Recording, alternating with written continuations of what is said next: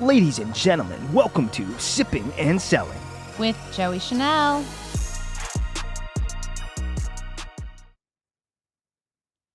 Welcome back to another episode of Sippin and Selling. Today my guest is Ryan McDonnell from ALLDAE Superfruit Soda. Welcome to Sippin and Selling, Ryan. Thanks so much for having me, Joey. I really appreciate it. You're welcome. I'm so excited to tell everybody all about ALLDAE. I've been following you guys on social. You have some fun videos. I know this is not your first time being in front of a camera, so bring your A game, Ryan. I'm sipping. I'm doing my best. Good. I'm sipping today, as I said, on ALLDAE Superfruit Soda. Today, my flavor is the black cherry vanilla. We're not trying to take over the soda category, right, Ryan? We're just trying to elevate it. This is something new and innovative. It's got some energy to it. We got to explain it to all the listeners who haven't followed you or haven't seen you yet. But if you haven't, you will learn today. I always like to just talk about a founder's story. I love to open a lot of tabs. I love to just throw rapid fire questions. So stop me whenever you want, or if there's something that I'm missing, feel free to fill me in. But I think let's start from the beginning. You come from what industry? Yeah, so I actually come from the coffee industry. So my entire career up until now has just been in coffee. I like to say that I got a degree in literature, and like most kids that got a degree in literature, I ended up just getting a job slinging coffee at a Starbucks, fell in love with coffee, and had this crazy idea that, hey, maybe I could become a coffee expert someday. My parents told me, hey, that's not a real life plan, and no one that worked for Starbucks was like, that's not a real career path we're going to offer. Believe it or not, Starbucks did discover me, moved me out to Seattle. I got to open up their 2014 Reserve Roastery and Tasting Room, which was like a massive restaurant, roastery, cafe concept that they had. It was their biggest project they've ever done. Got to be on TV with Howard Schultz, do a million other things, and it was a ton of fun for me. I literally got to be like a paid coffee expert for like a while, where I was one of 10,000 people in the world certified to grade coffee. It was a ton of fun for me, but I kept having this feeling that a lot of the money that gets made in coffee does not make it back to producers, and that's really where my journey of starting ALLDAE started. Because coffee comes from a fruit. Actually, on my shirt here, the back, it says coffee is a fruit. It's a little hard to show off on camera here.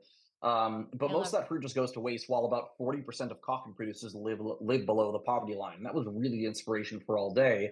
So we wanted to find a way that we could bring that to the American public in a way that would benefit everybody in the supply chain. So if you don't mind, I'll give you a quick pitch on the product. Is that all right?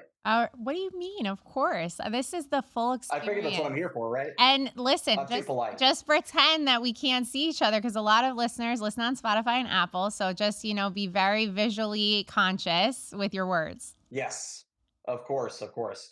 So this is ALLDAE Superfruit Soda. It is a lightly caffeinated, better for you soda made from fresh fruit juice with no added sugar or stevia or any other funky, weird sweeteners that make its way to products. I always found the problem that whenever I would go to a grocery store and find like a cute looking product and be like, oh, this is so great, it's low calorie. Then I'm looking at the back and I'm like, oh, erythritol, monk fruit extract, stevia, sucralose. There's a million things to watch out for now. And I felt like it was a headache trying to find them all. So this really is just upcycled coffee fruit, fresh fruit juice. There's a mild amount of caffeine, about 30 milligrams, like a third of a cup of coffee's worth. And so it's great for that mid-afternoon. You want to boost at like 2 o'clock, 4 o'clock, right about now even, and don't want to be kept up all night. This is really your pick. We're not trying to compete in energy. We really are trying to compete very strongly in soda, but both with cleaner ingredients and more sustainable for the world. Love it. And you have the whole 30 stamped on the can. For those of you listening that aren't aware, that's a massive deal that you guys have that on there. I'm sure a lot of my listeners who maybe watched the doc or read the book, that's a big deal. So explain that process. And I'm assuming it's because you, like you said, you wanted better for you ingredients and stuff, but that's a first for me. I've never seen anybody with that on their packaging as far as a beverage goes. Yes, we're the first Whole 30 approved soda, which is kind of a big honor for us. But yeah, I mean, I think it's because all of the other better for you sodas that are out there are all using some version of like, I don't want to call them artificial sweeteners, because stevia isn't artificial technically, but it has that weird aftertaste, and that all of those are prohibited under Whole 30. But the fact that we're just sweetening with fruit juice, Melissa really was a big fan of these and was very complimentary about it too. And just really loved the product. Felt like that we were filling a void that wasn't already kind of covered there in Whole 30, which is neat for us. I love that. That's really great. Honestly, it was something it jumped off the can to me. And I, like I said, I think that's a big deal. And I understand that buyers are going to think that's a big deal too. So you started the Superfruit Soda, you come from coffee. I want to know before we dive more into all day, what was your coffee drink of choice? Oh, geez. That's a hard question to answer. I'm like a huge coffee extraction nerd. Like that's literally what I do for a living. So I have a coffee grinder on my kitchen counter that is $3,500. That tells you way more about how irresponsible I am and how much money I make. And I really got it because at that point, like that was my job, and this was like a professional investment. And I just make pour over coffee, but really bougie pour over coffee, and that's what I did every morning. And my wife, when she was dating me, we were just dating, she was like, "Oh, like I could never really tell the difference." And now she's like, "Don't you dare sell that grinder! Like you're not allowed to." And I'm like, "It feels like a waste now. I'm not doing this professionally anymore." So anyway, black coffee is the answer. That's the short version. That's fun. I get it. My husband and I are big coffee drinkers. We are, Friends fans also. So maybe there's a little bit of that in there. But I always Yeah. just did the drip pot my entire life with him. We've been together a long time. And I want to Hmm. say maybe 2 years ago, I invested in this really nice Breville grinder scenario, has all the lattes and all the Hmm. fun bells and whistles. And he was pissed too. He's like, "What the hell are you spending money on this for?" And I'm just like, wait, because I had had it at another mom friend's house. Totally. And I was like, this is insane. It feels like I'm in Italy. So once you do that, you can't go back. You're just spoiled and bougie forever. And listen, this is why we have to sell more all day so we can buy our good beans. There you go. Exactly. So good. Exactly. Right. So I'm sipping on the black cherry vanilla. We also have a passion fruit guava. And then the last one that matches my sweater is hibiscus dragon fruit. And as Ryan was saying, it's lightly caffeinated, and that's because of Cascara fruit. If I'm correct, and I'm probably not, and that's why you're here to explain to me. But I feel like that's the outside of the shell of the coffee bean, or am I wrong? No, it's pretty close. So I would imagine coffee just like a cherry. So there's the outside skin. There's a bit of fruit flesh they call it, and then there's a seed in there, just like a cherry is. That seed is what gets roasted into coffee beans. But all of the fruit, the peel, all of it, the actual like flesh of the fruit, all of that just gets discarded currently. So cascara is the Spanish word for husk or like skin of a fruit, Mhm. and so that gets dried. It's the skin of that cherry and it gets dried and gets brewed as a tea. That serves as the base for all of our sodas. Wow. That's cool. And then it's real fresh fruit juice. So the cherry juice and then the passion fruit and all of that. Is that sourced in the US, or like are you importing your juice? Are you working with a partner that already is in business making something else that we sip on possibly? Yes, we source depending on the ingredients. So like cherry juice and pear juice, we can source that here in the U.S.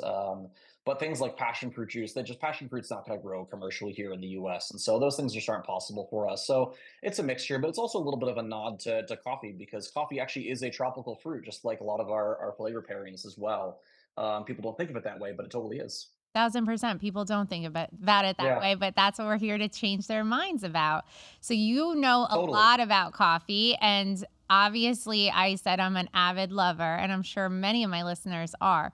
But what made you decide to just put it into this form and take over in a new lane? Were you also a soda person? No, I really wasn't. I mean, I was really like a diehard coffee guy the entire time, and honestly, I had felt like I hit my ceiling of things that I could do professionally.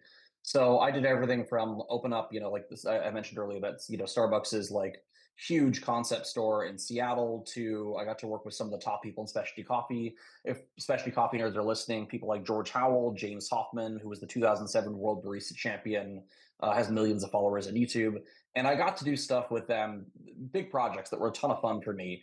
And at a certain point, I felt like I hit my ceiling. I'm like, where do I go from here? Like I did a limited run canned coffee for George Howell, who told me it was impossible. He's known as like the godfather of specialty coffee.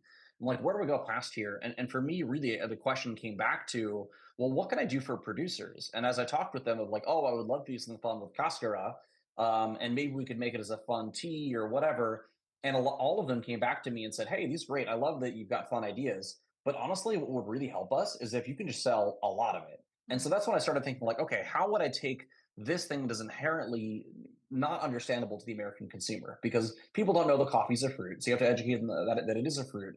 and then it gets dried, it gets brewed as a tea. But it's not tea because tea is an individual plant. And you also can't call it an herbal tea because herbal tea is implied to have no caffeine. So it's in this weird space of total customer confusion. And that's when we kind of had the idea of what if we called it a superfruit soda? Because coffee fruit actually is one of the highest antioxidant foods in the world. It's about 40 times the antioxidants of blueberries. And it's even showing some emerging data to improve brain health, which is crazy. So it improves like memory, mood, just brain function in general, which is kind of wild. And so that's kind of the direction we leaned into it. And then we just decided to adopt it as like all fruit sodas and are playing into it with fun ways. So, like the black cherry vanilla, for instance, we just launched that last summer. And that was our crack of doing an all natural cola. If we did cola, but with only real, clean, natural ingredients, how would we make it?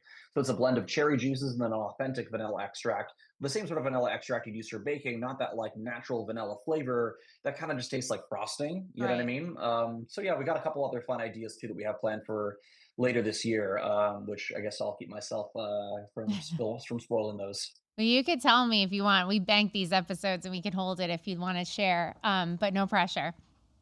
Uh, No, I'll save it because but maybe you'll have it, but maybe you'll have us back. We'll ship you the new flavors oh, whenever we I launch. I love think it. we're probably looking for the listeners. We're looking at probably late April launch for our next flavor. Amazing. Perfect.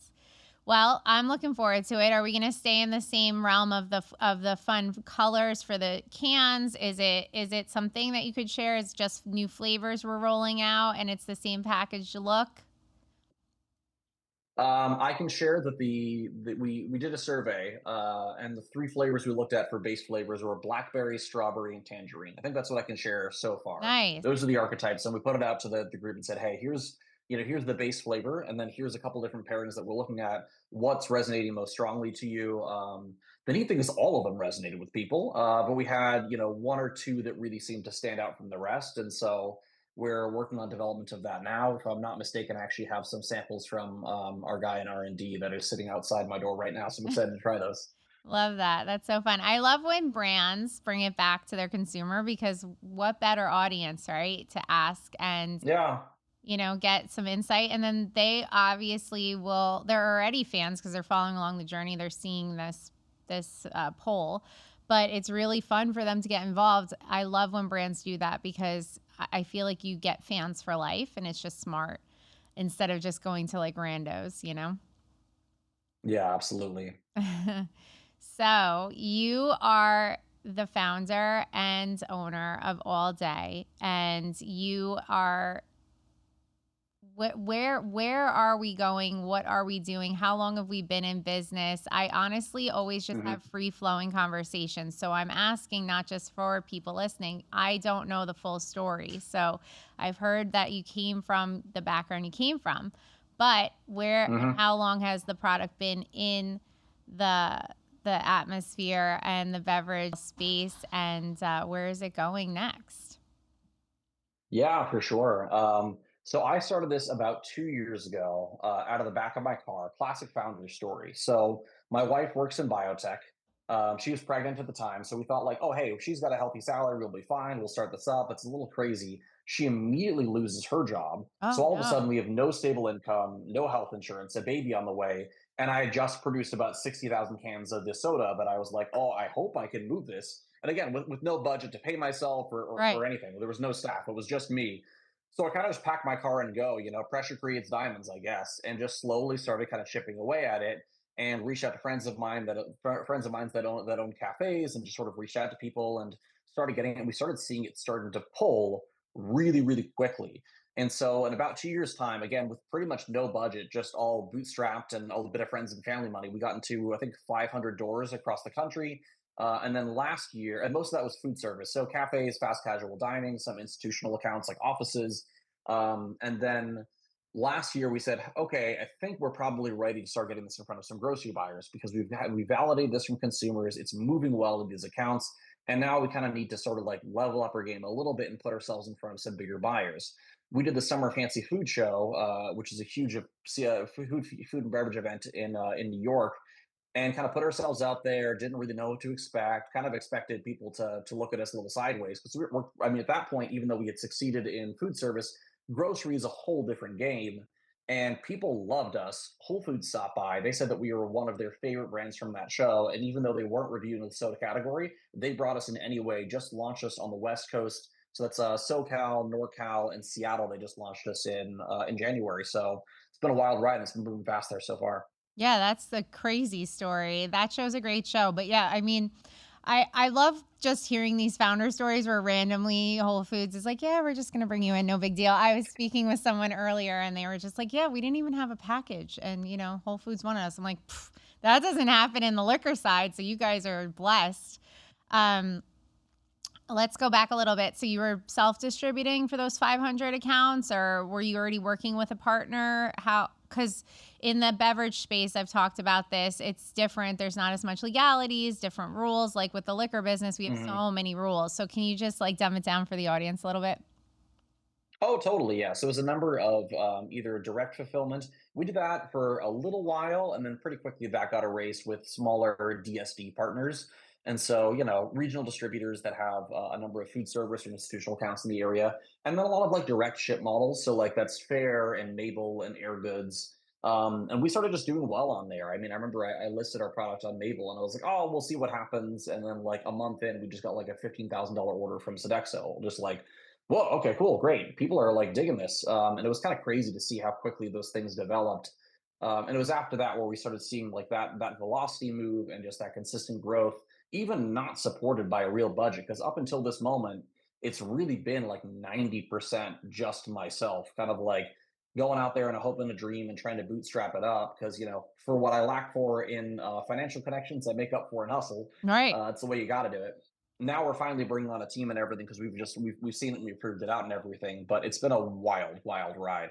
Yeah, I can't imagine. And what jerks letting go of a pregnant woman. I mean, geez, I hope your karma comes back. That's wild. It's like so insane. I don't know if they knew she was pregnant. To be fair, I don't know if they knew it, Okay. but she was. It was a toxic work environment overall, so it was probably for the best. But it was terrifying for sure. And so she went with me to our very first trade show like a month after we launched. We did this small little like coffee trade show because I knew some friends that were there, and we like got a friend of ours to like lend us the money for the booth, and we landed our first distributor like a month in because everyone stopped by and like we love this. We had like the dinkiest booth of all time too. We had like Aw. a tablecloth that I was really sweating the cost of, Yeah. and like a banner that probably wasn't even hung up straight. People like near us had these like big fancy booths with like massive like TVs that were like a wall and like huge crazy. And we were just these tiny little people, and like we had a nonstop line the entire time. And some guy from a big company, I'm not sure if I can say who, he pulled me aside and he said, "This is the best product of this event." And reminder, dinkiest booth of all time. And he said, "In 2 years, this is going to be a bestseller at Whole Foods." And Mhm. 2 years later, we did just launch at Whole Foods, and the bestseller part we're still working on, but it was crazy to hear that back then. I love that though. But you know what? That's a lesson of life, right? Like, it doesn't have to Yeah, all be totally. shiny. It doesn't have to be judge a book by its cover. I worked the circuit of the trade shows, believe me.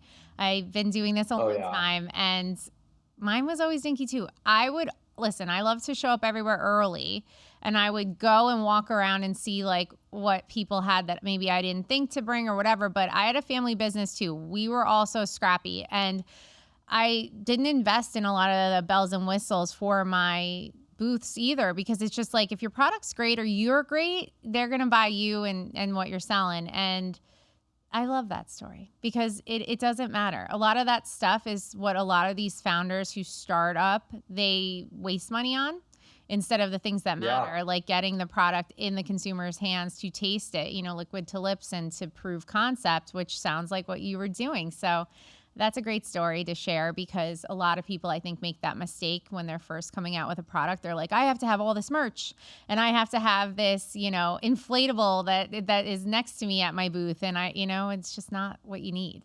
So Yeah. that's No, I crazy. totally hear you. That's great. Yeah. Well, I am interested to hear if the Cascara in the product is an exclusive Cascara from a certain coffee brand or not. No, I actually do all the sourcing myself, and that was really important to me to do it on my own, just because my background is in coffee sourcing, and I wanted to make sure that we had not only control of the supply chain, but just transparency of how much we're paying and how much of it is actually making it back to producers. Because that's honestly like, and that's why I started this. Like as brands grow, obviously you want to create something that you're proud of and excited about, and a product that serves a purpose where it like fits into your that fills a gap in the market. But my why at the end of the day really is like, hey, I want to like use this crazy American capitalist machine that we're under to do some good in the world. There's enough people that are out for themselves. I genuinely want to be out for other people. And so it's been neat to be able to like actually FaceTime with them and ask them questions of like, hey, how much does it cost you to produce this? And as we scale and grow, how much is there room that we can reduce, our margins without harming your margins? And those are like conversations that we try to have transparently, honestly, and and aren't afraid to put our money where our mouth is. Like when we did this, big launch for Whole Foods, we had to, all of a sudden turn around like a pretty significant order size for them, and we had to purchase a lot of Cascara for that. And so I got connected to a farm from a friend of mine where they were a great farm. It was like fantastic to be able to connect with them and chat with them. Lovely people, but the catch was their cost was going to be double what I was already paying. And we decided to build a relationship with them and pay that anyway because I said to myself, I don't want to just do what's right when it doesn't actually affect my bottom line, when it doesn't actually risk us anything. I don't want to just say, like, oh, I'll do the good charitable thing once we're a huge company and selling hundreds of millions of units. I'm like, no, no, no. I want to make the decision today. Because I think who you are now is who you'll be when you get all the success. And I want to prove that, like, that's who we are across the board. And so we've actually done plenty of other things as well. I mean, we do have some merch now that we are selling, but we're donating all the profits to an organization called Grounds for Health that helps treat cervical cancer in coffee growing communities because it's actually a huge issue there. And the company that prints these shirts too is also a nonprofit that helps provide housing for homeless women in Los Angeles. And so we try to really bake doing good into all the things that we do, and that's just the ethos that I personally have. I love that. That's fantastic. Wow. Well, anybody who's listening to Ryan, I mean, take a page from his book because that is so beautiful and honorable and charitable at the end of the day, right? I mean, that is a great ethos to have. So good for you. And I'm happy to hear all about it and share that message with my listeners. That's really special. So Oh, thanks. you're And if you don't mind killing if it. I appreciate it. If you don't mind if I share one more thing, and I hate doing this because it is anathema to me to share this stuff, but people on my like advisor team tell me I have to share the things that we do. But one thing that we did that was really fun was there is this lady in Los Angeles who she literally makes burritos out of her kitchen and she sells them out of the trunk of her car in Compton. And but the crazy thing, she has like 50,000 followers on Instagram, or 60,000, I think, on Instagram and TikTok. But of course, no brand is going to partner with her because they see it as a brand risk or whatever. And no one's really taken advantage of that opportunity. And I was like, why aren't we her beverage partner? So Right. when I came in for the Winter Fancy Food Show in San Diego, I made a special trip to go up and just like pop up with her and hand out cans of all day to every single one of her customers and said, like, hey, we're just live on Whole Foods now. We wanted to hand product out to her. And we were able to do that. And we're actually looking at a more long term partnership with her too, because her dream is to be able to buy her own burrito truck someday, and we want to be part of that story. Like I really do want to like my vibe is I don't want to just spend all of our marketing dollars on people that already have more money than they know what to do with. I'd rather use it to help build other people's dreams and just have that vibe as a brand because I feel like there's so many. You know what I mean? There's so much money that gets thrown around to this industry, and somehow none of it makes it back to regular folk. Yeah. And I'm a regular guy, and that's the way I want to see grow. I love that. Well, I'm happy to help you. I'm happy to get your story out there, share these beautiful Oh, thanks. tributes. I mean it. I mean that's why I choose the guests I choose. If I feel like they have an interesting product or story or the messaging gets through to me, obviously word of mouth is always helpful, but um I believe that. I believe in the authenticity. I believe in what you're telling me and your message, and the product is delicious. So I don't think that it's a big stretch. What is the next goal for you guys as far as expansion? You're talking about California, you've done the shows in New York, and you have those 500 Friends locations. Where's your next big target? Yeah, now that we're in Whole Foods, honestly, we've had a lot of retailers reach out to us. So it's been a crazy time. So since that Whole Foods launch, UNFI has brought us into their Up Next program. So that's kind of their, up and comers. They're looking at, who's kind of coming up in the food and beverage world. They chose us. Olipop was a previous choice that they made. I don't know if we'll be as big as Olipop, but hey, one can dream. We were our passion for guava just became a finalist for the Good Food Awards, which is crazy to see as well because those are judged blind. Wow. So that was really neat too. That this is like a like it's not just the cute branding and the story, but truly the taste as well. And then Albertsons, their VC team has a pitch competition at Expo West this year that we just got the news that we'll be a finalist for. So we'll be pitching there. And yeah, it'll be an exciting time. We have a lot of kind of irons in the fire. But at the moment, we're really focused on making sure that Whole Foods is successful and really kind of sticking to our strategy of right now we are focused on the West Coast, New York, and then if we choose one more region, it'll probably be Texas next. But I know that you guys are in Florida, and honestly, like if there's going to be a one after that, that's the one I'm looking at. So it's been neat, and we're kind of like it's been fun having opportunities that we're have the privilege to say no to because it's not the right time. I'd rather grow this carefully, slowly over time, and be able to do it well than kind of rush into every opportunity. Because I mean, how many products have we seen grow and scale into bankruptcy? It's tricky, and I wish it weren't that case, but man, this is a hard industry to be in. 1,000%. I mean, that's the story I speak about with founders and brand owners all the time. I'm in chains. So when people come across my desk or meet me, it's because they're looking to get into a Target, a Whole Foods or whatever. And Yeah, sometimes you do get that win. You'll get that victory. And even when I'm doing the submissions, I'm like, guys, cast a short net, like a small one. We don't need to go all across the country right now. And sometimes people do. And then you know what comes after that? You have to support those accounts because you think everybody's just going to go in there and buy your product, but they're not. You only have so many friends and yeah. family. And at the end of the day, the more placements you get, the more money it costs to make sure that there's repeat buyers, whether it's just doing one tasting every month or whatever it may be. Are you doing some programming at Yeah. Whole Foods? Yes, yeah, we did start with, of course, demos and all the stores that we're doing monthly to support them. We're on promo, I think now actually in all the stores, which is great. So we brought down from 299 to I want to say 229 currently on shelf, which is super exciting. So we're going to see some additional velocity from that.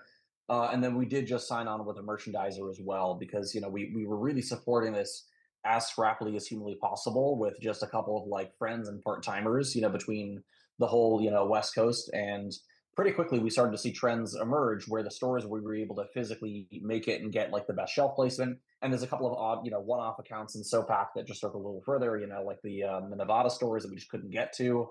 And you really just can't ensure that it's going to move as well there. And we've seen that borne out in the data as well. The stores that we've been able to get good placement in and kind of go in and get to know the store managers, it is moving like I think double Whole Foods expected velocity, which is wild.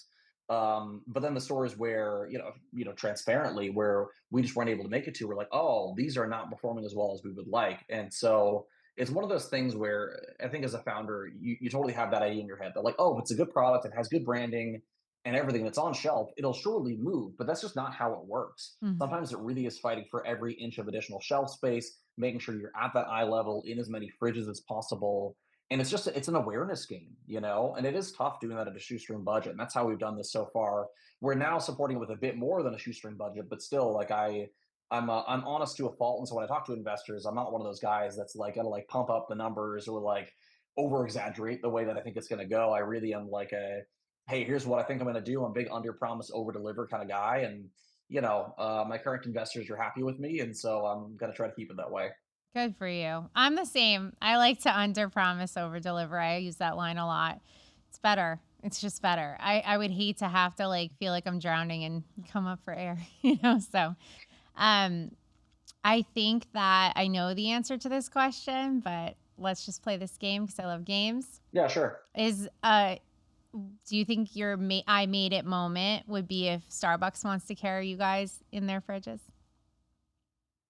That's a good question. I don't think so. If I could choose a like I made it partner, it probably wouldn't be Starbucks. I mean, let's exclude retail partners because I don't want to offend any of No, them I was because just I well saying that. I don't want to. It was because your Oh, go ahead. Oh, background. you I was just saying it because you worked there. Like, would that be like, holy moly? Like, I brought it back full circle, but it doesn't have to be. I thought you would that. say yes. So, no, but tell me Oh what your no answer would be.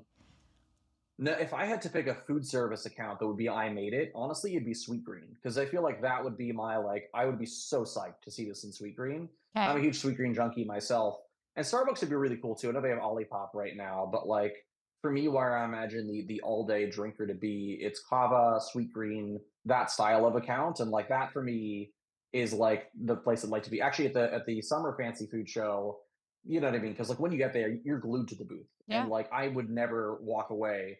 Maybe I'd like run off to the bathroom in like 2 seconds or something, like literally sprinting both directions because I'm like, I want to be here. I paid for this booth and everything. Surely, literally one of the times I like in that like short sprint away for like 2 minutes or something, someone's like, "Oh, you just missed Sweet Green. They love the product." I'm No. like, "Did anyone get their contact info?" They're like, "Oh no, I totally didn't. I thought I got his card, but I don't see it here." I'm like, "No, oh Uh, man, it's just." So anyway, I'll sliding get them next doors. time. We'll see. I'll Yeah, find it for you. That sucks. What a pain in the butt. But you know what? Sliding doors. It wasn't the right time. yeah, totally, totally. We'll get them next time. Totally. I'll help you. I'll help you track them down. I love to play investigator. I'm a little bit of a detective, honorary detective. Or I'll just ask a friend, phone a friend. All right. So, Ryan, what else do you want to tell me about all day? Do we want to talk about the name? Is that a boring conversation?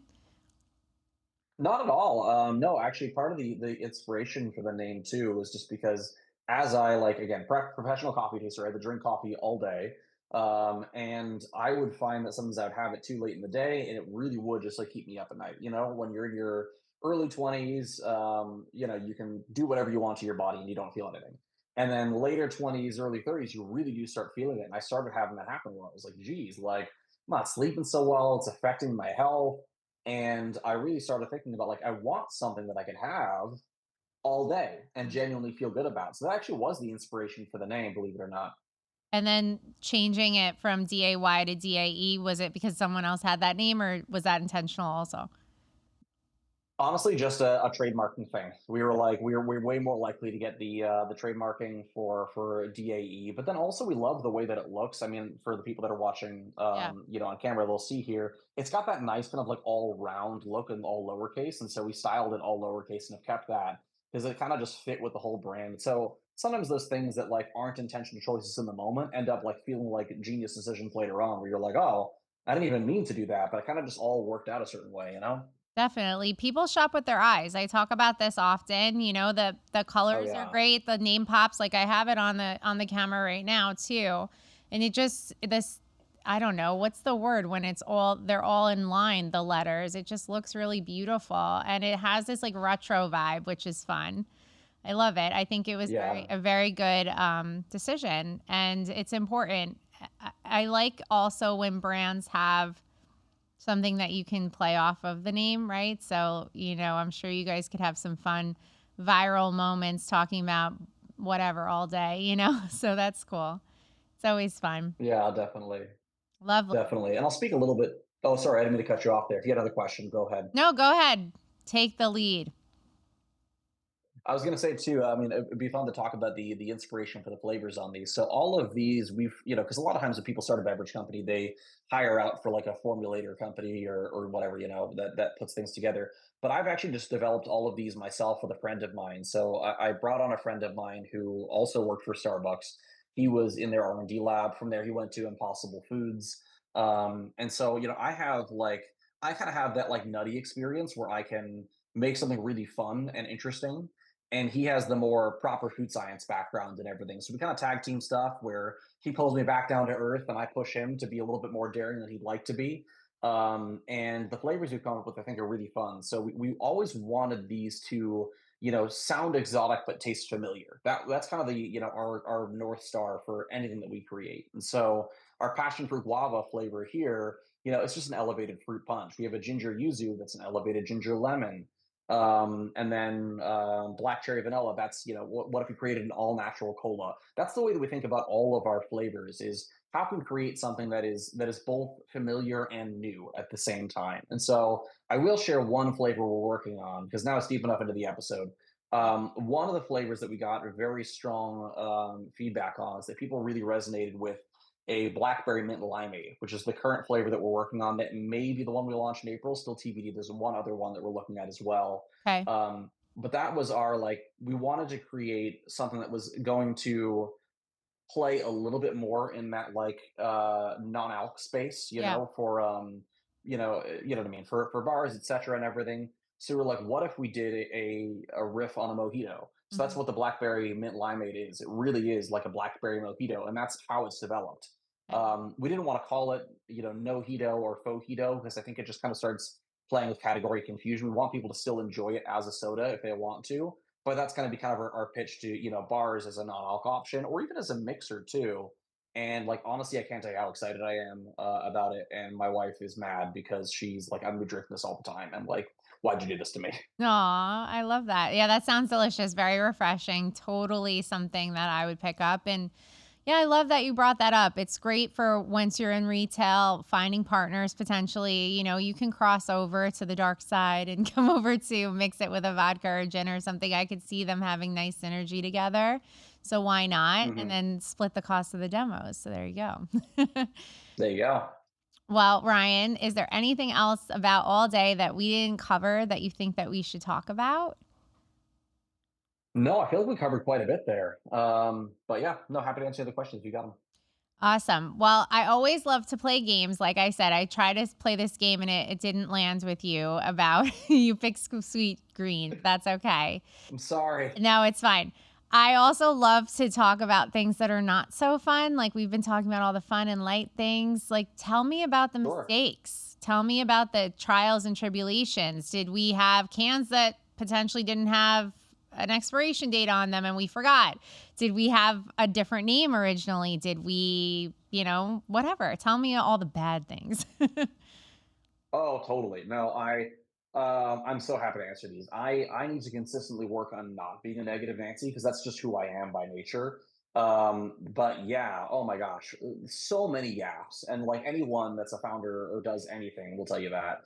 I think on one of our production runs, we had a number of cans just start exploding in our warehouse. That was fun because first we were like, oh my gosh, is that a microbial issue? My goodness, and we had to do a whole like we had to do a bunch of like research to try to make sure it was totally fine. And it was fine. One of our manufacturers had just over carbonated the product and it just like popped. Oh, And I had a can explode in my face in the hot warehouse in the summer. That was fun. no. So that was neat. And plus I had to figure out what to do with it all. You know what I mean? Because like we had to like get rid of some of this. We had to start like recalling product. I mean, like, but it wasn't like a proper product recall because like it was fine. You know what I mean? Like I was still drinking it. The whole production was fine. We just had cans that would explode. That was the Yeah. only safety hazard, So funny. which is just a wild experience where we were trying to go through like what could this be? Because like there was no reason for us to think that it would be. And geez, what else have I had happen? I have, I'll have to be careful talking about this because I don't want to name any names, but I will say that as a small brand, as you're growing, I do find that bigger companies feel very at liberty to take advantage of you and just like say, well, what are you gonna do about it? Mhm. So we had that happen once where we were working with someone for a particular ingredient. I don't want to name who because I'm not a vindictive person, but I think telling the story I think is helpful for people that either are in the middle of starting their own journey or are thinking about starting their one. And we had placed an order for an upcoming production run. It was locked in. The production run was lined up and everything. And then I get a call like a month later that actually we need you to increase your order by 10 times the amount. Oh, Otherwise, we can't ship it. wow. Uh huh. And I was like, you've already accepted the order. We have a production run lined up. There's not enough time for me to figure out a plan B. And they ended up saying, like, hey, well, we can kind of move it through this other company that we have, but it's going to cost a whole bunch more. And then they said, you know what, but don't worry about it. We're gonna make the cost neutral to you because it's our fault. You know what I mean? We didn't tell you until it was way too late that we had raised our MOQ by 10x and Mhm. already accepted the order. So we're gonna cover your difference in cost there, okay? Don't worry about it. And then after everything had actually already come to pass and they had actually like already like put in production and everything, they just completely said, "No, I never said that to you." And I'm like, "You said that to me." They're like, "Nope." Like, I heard that's what you wanted, but I never agreed to that. And kind of just played the whole like, what are you gonna do about it? You're a tiny company. Mm. They have the gall to email me why I hadn't ordered with them in a little bit a couple months after that, and I just was like, oh my god! And you live and you learn. It costs an extra $14,000, and as a small brand, every dollar counts. And so having that like happen to you was just a wild experience. And it's just a wake up call of like, and I've heard this from someone else that like, if you ever think it to yourself, oh, like they would never do that because I would never do that. Like you Hmm. can't have that. You can't have that, thought because people do crazy things and it's unfortunate. We've had a number of experiences like that. And it's just, it's a bummer, but as you grow, you're able to dictate more and more terms. And, it's funny. I've had some people come back to me that are like, oh, hey, like, we'd love to work with you again. I'm like, great. Like, this is the money you owe me. Feel free to make that happen. And now we're a rising star. And so if you want our businesses again, this is where it's got to start. And so it's been, I don't like to be a vindictive person, but it's nice having those conversations now. But I do feel for small brands that don't have that ability. 1,000%. But you know what? Nowadays, most people, they will hear a story like this, right? So if you haven't, thank you for sharing, Ryan, because you are helping people avoid some futuristic issues. But nowadays, if you're doing Zoom calls or whatever, most people have those AI assistants that are recording everything and typing all the notes, the Fireflies of the world. So hopefully that's transcribed. All my calls are all on Zooms. I don't do anything on the cell phones really anymore. Just because it sucks. And guess what? We're all getting older and we're not drinking enough all day. So we're not remembering everything. And, that There you happens go. too. But listen, yeah, being a small business owner, I've made mistakes myself too. And I just think that it's always good to have everything in writing. After I have a phone call, if it isn't a Zoom call, I love to rewrite an email afterwards and be like, per our conversation, So thank you for sharing that Totally. story. I think it's important. I've never talked about it, so I appreciate you being vulnerable. And no, you're not vindictive. And no, you're not a negative Nancy. You come across very kind. I think you're tough on yourself, which is fine. That's what most business owners are. I am the same, so I see you. But Ryan, thank you so much for being on Sippin and Selling with me and sharing your story about ALLDAE Superfruit Soda. It's delicious. I'm looking forward to it coming to Florida. It belongs here. It belongs in Publix if you're listening, and Target. I know you're listening. And I would love to see it in Sweetgreen. So let's make it happen 2027.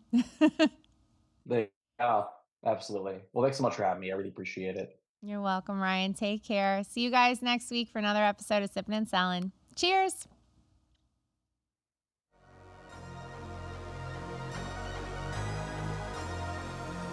Ladies and gentlemen, welcome to Sipping and Selling. With Joey Chanel.